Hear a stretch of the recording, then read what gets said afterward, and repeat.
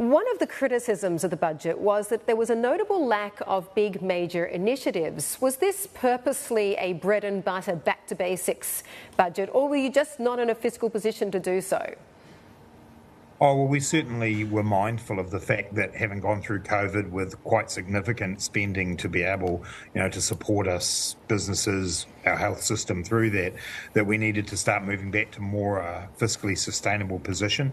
So we've done that. By the end of the forecast period, we've got our government share of GDP as expenses down to about 31.5%. But that requires us, obviously, to move carefully. There are still investments in the budget, particularly around that cost of living area, but also into infrastructure, research, science and technology. So we are still doing both of those things. But, we had to come up with a pretty balanced package this time to meet the economic conditions that we're in.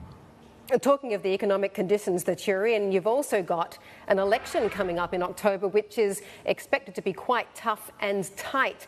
So were you therefore thinking more short term? For example, let's spend, let's try and alleviate the cost of living crisis and worry about the inflationary impact and higher deficits later? Oh, no, we're absolutely doing both of those things at the same time.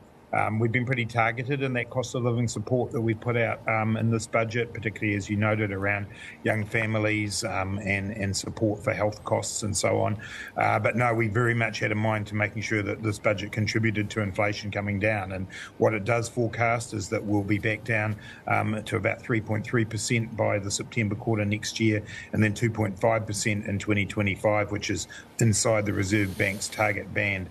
So we very much wanted to do both of those things. I think sometimes finance ministers get accused of doing all sorts of things in election years, but actually I feel my job here is to help New Zealanders through this difficult economic time, but also look to those years ahead with inflation a bit lower.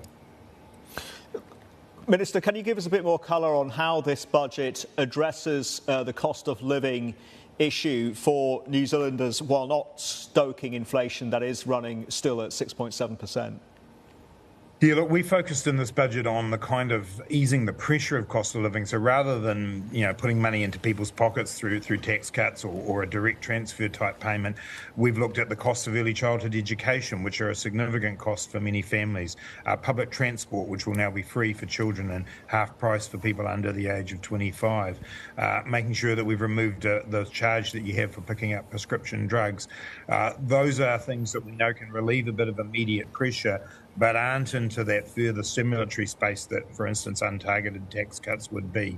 We're very mindful of the fact that inflation does appear to have peaked, but as you note, at 6.7%, well elevated from where we're used to seeing it in New Zealand. So this comes on the back of, significant stimulus during that COVID period, and that expenditure is dropping away. We wanted to protect the most vulnerable households, but at the same time start to do something about our fiscal sustainability.